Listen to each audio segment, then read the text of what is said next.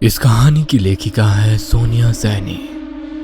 कहते हैं डायन अपना बदला 7 जन्म के बाद भी नहीं भूलती। एक बार जो डायन किसी का घर देख ले उसे छोड़ती नहीं। तकरीबन 70 साल पहले की बात है।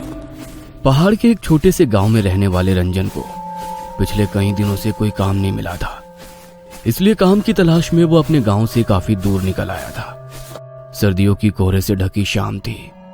हर तरफ कोहरे ने अपनी पहर जमा ली थी, जिसकी वजह से रंजन उन पथरीली रास्तों में भटक गया था।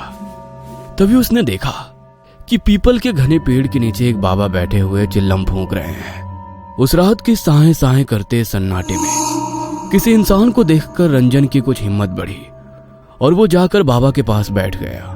कहाँ वीरानों में भटक रहा है बच्चा? इधर का तो नहीं लगता। मैं 7 कोस दूर डिबरी गांव से काम की तलाश में निकला था। काम तो नहीं मिला, लेकिन लौटते हुए अंधेरा हो गया तो पहाड़ों में रास्ता भी भटक गया। अब ना आगे का कुछ समझ आता है ना पीछे का। ऊपर से ये ठंड खून जमा रही है और डर और घबराहट से दिमाग काम नहीं कर रहा है बाबा। पहाड़ों में ऐसे दिन ढले वीरान रास्तों पर निकलना ठीक नहीं होता। तू ये जो नहर के साथ वाली पगडंडी है उसे पकड़ कर निकल जा। आगे एक गांव पड़ेगा, वहां जाकर मदद मांग लेना। और हाँ, अब रास्ते में रुककर इधर उधर मत देखना। रंजन को बाबा की बातें और उनकी वेशभूषा बहुत रहस्यमयी सी लग रही थी। बाबा के सर से लटकती लंबी जटाएं उनकी मुंह को ढके हुए थी। हाड़ कपाती ठंड में उनके शरीर पर नाम मात्र के कपड़े थे और आंखों में इतनी सुर्खी थी कि देखकर कोई भी डर जाए। ठंड से परेशान है बच्चा? ये ले 2 कश भर ले, थोड़ी राहत मिल जाएगी। रंजन पहले से ही बहुत घबराया हुआ था। इस समय उसे बाबा की कही बातों को मानने के अलावा कोई और चारा नजर नहीं आ रहा था। थोड़ा सब कुछ आते हुए उसने हाथ आगे बढ़ाया और चिल्लम बाबा के हाथों से लेकर 2 गहरे कश खींच लिए।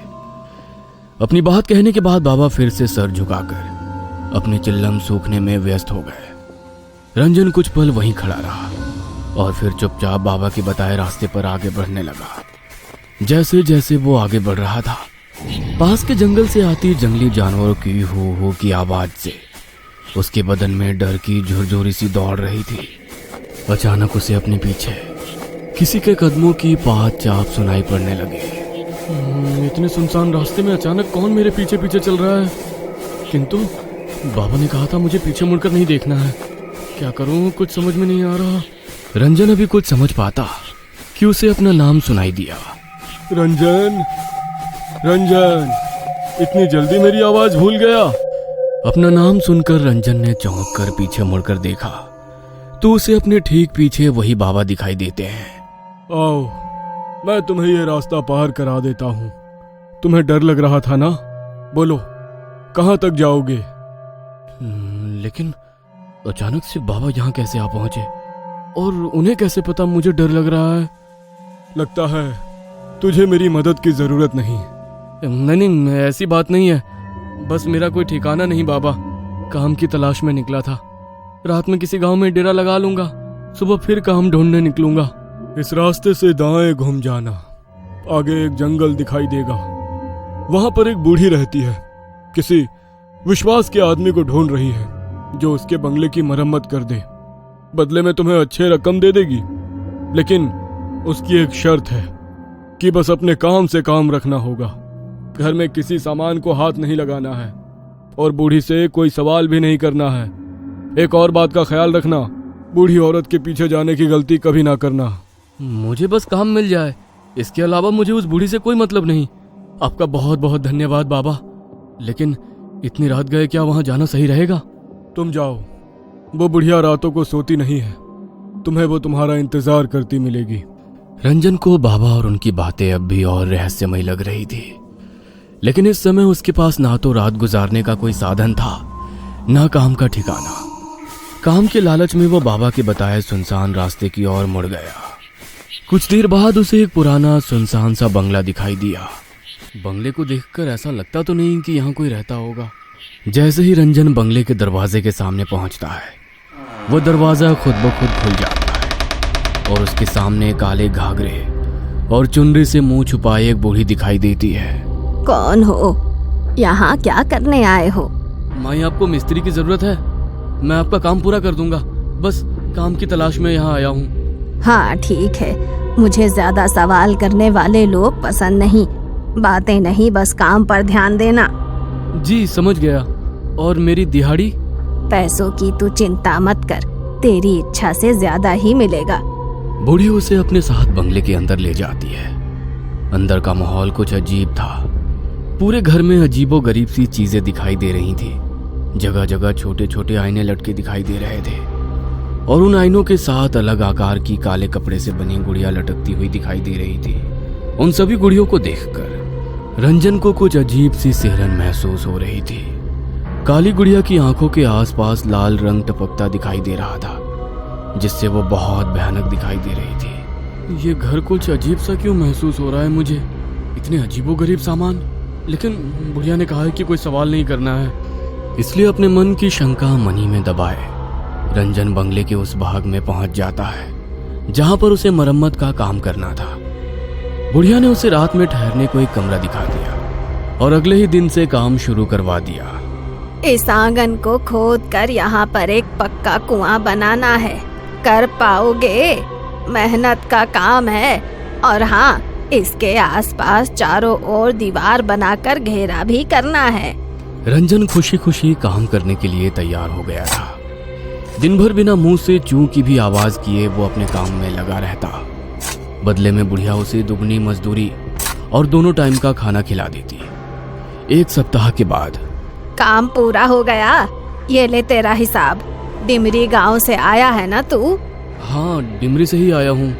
लेकिन आपको कैसे पता? रंजन की बात सुनकर बुढ़िया ने गुस्से से उसकी ओर देखा। बोला था ना कोई सवाल नहीं। सुन, मेरा एक काम करेगा। तेरे गांव में एक आदमी रहता है, सज्जन सिंह। जानता है उसे? नहीं, जानता तो नहीं हूँ, लेकिन उसकी गांव में एक बड़ी दुकान है, इसलिए नाम सुना है उसका। मेरा दूर का रिश्तेदार है, उस तक कुछ सामान पहुंचाना है। तुझे इस काम के बदले मैं थोड़े पैसे और दे दूंगी। अरे गाना। रंजन खुशी खुशी बुढ़िया का सामान पड़ोस के गांव तक पहुंचाने को तैयार हो जाता है। बुढ़िया ने एक पोटली बांधकर उसे थमाई और कुछ पैसे देकर विदा कर दिया। रंजन ने एक सप्ताह काम करके अच्छा धन इकट्ठा कर लिया था। पोटली लेकर वो सज्जन सिंह के घर पहुंच जाता है। जी, क्या आप ही सज्जन सिंह हो? और सज्जन सिंह के लिए ये सामान उनकी किसी जानने वाली ने भिजवाया है। कहाँ से आए हो? किसने भिजवाया है? मुझे ज्यादा जानकारी नहीं है। मैं तो साथ को उस दूर काम करने गया था। वहीं एक बुढ़िया मिली जिसने ये सामान आपको देने के लिए कहा। सज्जन सिंह हैरानी से वो पोटली खोलकर देखता है तो उसकी चीख निकल जाती है। तुरंत ही वो उस पोटली को वापस बांधता है और उसे वापस पकड़ा देता है। इसे तुरंत वापस देकर आओ। जिसने तुझे ये दी है, ये मेरा सामान नहीं है। और खबरदार, अगर आज के बाद यहाँ दिखाई दिया, मुझसे बुरा कोई नहीं होगा। सज्जन सिंह को गुस्से में देखकर रंजन पोटली लेकर अपने घर आ जाता है। आजकल किसी के साथ भलाई करने का जमाना ही नहीं रहा। साथ को उससे मैं ये पोटली ढोकर लेकर आया और यहाँ आकर उस बूढ़े ने सामान लेने से इनकार कर दिया। कहता है मैं तुरंत जाकर उसे वापस करके आऊं। अरे छोड़िए ना, आपको क्या जरूरत है वहाँ जाने की? इसमें जो भी सामान है उसे हम रख लेते हैं। कोई मूर्ख ही होगा ना जो इतनी दूर ये सामान लौटाने जाएगा। पागल मत बन, हमें इसे खोलने की भी जरूरत नहीं है। जो भी सामान है हम वापस कर देंगे, बस जो अपना नहीं वो मिट्टी। रंजन की पत्नी को जाने क्या जिद थी। वो हर हाल में देखना चाहती थी कि इस पोटली में बुढ़िया ने क्या कीमती सामान दिया है। इसलिए रात को रंजन के सोने के बाद वो पोटली खोल देती है। पोटली देखकर उसके पैरों के नीचे से जमीन निकल जाती है। इस पोटली में तो बड़ा ही अजीब सा जादू टोने का सामान रखा हुआ है। हे भगवान, कहीं इसीलिए तो उस बूढ़े ने ये सामान इनसे वापस करने को तो नहीं कहा था। और ये क्या, इस काली गुड़िया ने तो हूबहू मेरे जैसे कपड़े पहने हुए हैं। उर्वशी पसीने से तरबतर हो गई थी। अगली सुबह। सुनिए जी, ये पोटली उस बुढ़िया को वापस देकर आइए और चाहे जो हो जाए आप वहाँ एक पल को भी ठहरना मत। तूने ये पोटली खोली थी क्या? नहीं नहीं, मैंने कुछ नहीं देखा, बस तुम ये वापस देकर आओ। रंजन वो पोटली लेकर घर से निकलकर अभी कुछ ही दूर पहुंचा था कि सज्जन सिंह के घर से रोने की आवाजें सुनाई दी। अरे भाई, बड़ी बुरी मौत हुई सज्जन काका और उनकी पत्नी की। लगता है किसी ने मारकर फांसी पर लटका दिया हो। लेकिन हैरानी की बात तो ये है कि कमरा अंदर से बंद था। ऐसा कैसे हो सकता है भला? भाई मुझे तो कुछ ऊपर का चक्कर लग रहा है। ये किसी इंसान का काम नहीं हो सकता। हालत देखी थी दोनों की, पूरा शरीर ऐसे मरोड़ा हुआ था जैसे कोई कपड़े की गुड़िया को मरोड़ता है। रंजन को गांव वालों की बात सुनकर एक झटका सा लग गया था। एक के बाद एक उसे सज्जन सिंह की कही हुई बातें और पोटली देखने के बाद डर से सफेद पड़ा चेहरा याद आने लगा। ना जाने क्या पहेली है इस पोटली की। कल मैंने ये पोटली दी और आज सुबह उसकी मौत हो गई। रंजन तेजी से बुढ़िया के बंगले की ओर बढ़ा जा रहा था।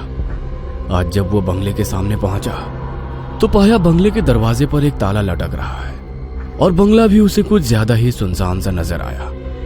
रंजन अब इस बंगले और बुढ़िया का सच जानना चाहता था, इसलिए वो ताला तोड़कर उसके अंदर घुस जाता है। अंदर का नजारा देखकर उसकी आंखें आश्चर्य से फैल गई थी। बुढ़िया के कमरे में 3 नई काली गुड़िया लटकी हुई थी और उसमें से एक गुड़िया के कपड़े उसे कुछ जाने पहचाने नजर आ रहे थे।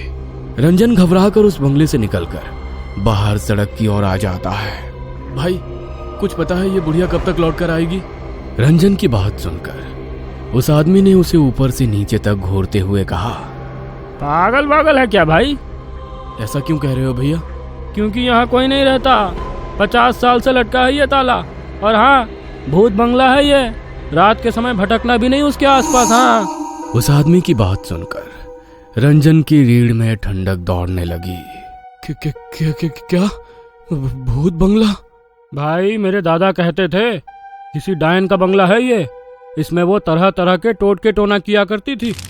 एक तांत्रिक था जिसने इस डायन की चोटी काट कर इसे जला दिया था। तब से ये बंगला ऐसे ही पड़ा हुआ है। कहते हैं आज भी रात के समय इस रास्ते से गुजरने वाले लोगों को वो डायन दिखाई दे जाती है और उस तांत्रिक का पता पूछती है। अपने सूखते हलक से रंजन ने अपना आखिरी प्रश्न किया। तांत्रिक? कहाँ रहता है वो तांत्रिक? कुछ मदद कर पाओगे क्या? भाई सुना है उसने इस डायन को मारने के बाद ये काम छोड़ दिया और दूर किसी गांव में जाकर बस गया। उसकी पहचान अब किसी को नहीं पता। बातें करते हुए रंजन बंगले से कुछ दूर तक आ गया था। आदमी के जाने के बाद अब मुझे ये पहली समझ में आ रही है। जरूर सज्जन सिंह वही तांत्रिक है जिसे वो बरसों से ढूंढ रही थी और उसे मारने के लिए उसने मुझसे इस पोटली में जरूर कोई तंत्र का सामान भिजवाया था जिसने सज्जन सिंह और उनकी पत्नी की जान ले ली। लेकिन अब मैं इस पोटली का क्या करूं? रंजन कांपते हाथों से उस पोटली को उठाकर जंगल की ओर फेंककर अपने गांव लौट आता है। गांव आने के बाद उसने अपने घर का दरवाजा खोला तो उसे उसकी पत्नी भी सज्जन सिंह की तरह रहस्यमयी हालत में फंदे से लटकी हुई दिखाई देती है। पत्नी के जाने से रंजन पूरी तरह टूट गया था। वो हर पल खुद को ही उर्वशी की मौत का जिम्मेदार मान रहा था। आधी रात का समय था। रोते रोते शायद रंजन की आंख लग गई थी। तभी उसे अपने दरवाजे पर दस्तक सुनाई देती है। रंजन दरवाजा खोलता है तो उसके सामने फिर से वही मनहूस पोटली रखी दिखाई देती है। डर से रंजन पसीना पसीना हो रहा था। घबराकर वो इधर उधर देखता है। कुछ ही दूर पर पेड़ की ऊंट में एक काले कपड़े वाली बुढ़िया घूंघट के पीछे से झांकती हुई उसे नजर आती है, क्योंकि जो पीछा छोड़ दे वो डायन नहीं।